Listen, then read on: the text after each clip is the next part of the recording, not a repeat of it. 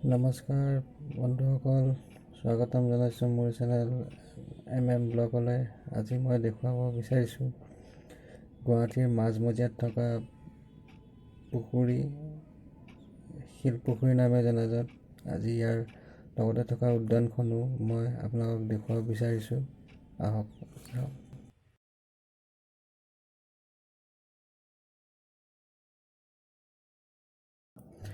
Silpukhuri bus ষ্টেণ্ডৰ লগতে এই শিলপুখুৰী উদ্যানখন আছে।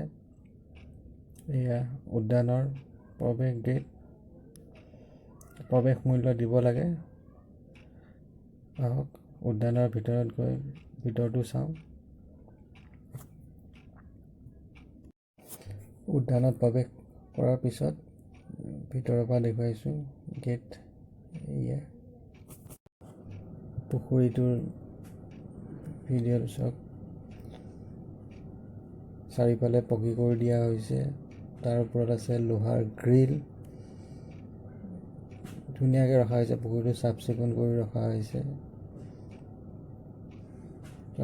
পুখুৰীটো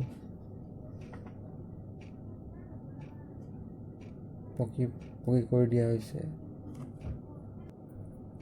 পুখুৰীটো আন এটা দিশৰ পৰা লোৱা ভিডিঅ'।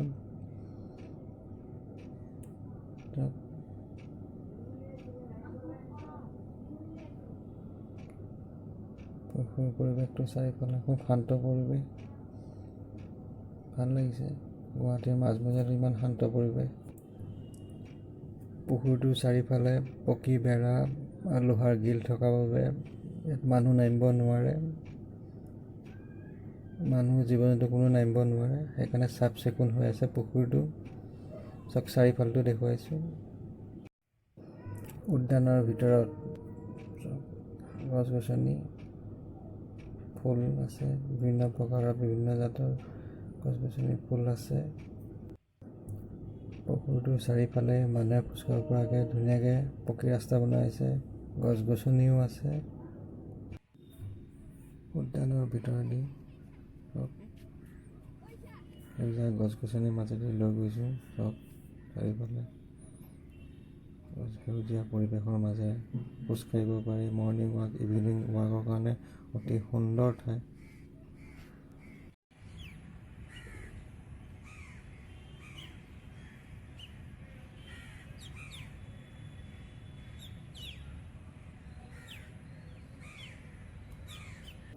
পুখুৰীটোৰ লগতে চাৰিওফালে এনেদৰে গছ গছনি ৰোৱা হৈছে, চব বিভিন্ন প্ৰকাৰৰ।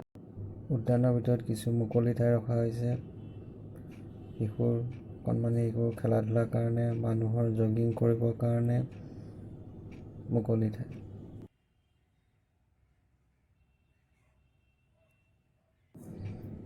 বেলি ডুব যোৱাৰ সময় দৃশ্য। চব পৰিৱেশটো কেনেকুৱা লাগে।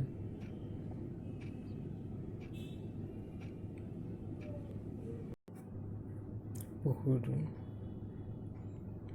গছ গছনি,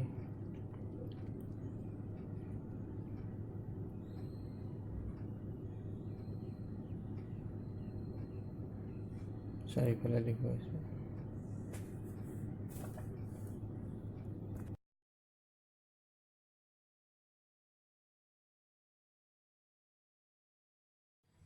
উদ্যানৰ ভিতৰত সেউজীয়া পৰিৱেশ, যিমান দূৰ দেখা যায় অকল সেউজীয়া, খোজ কঢ়াৰ কাৰণে উপযুক্ত পৰিৱেশ, ধুনীয়া সেউজীয়া।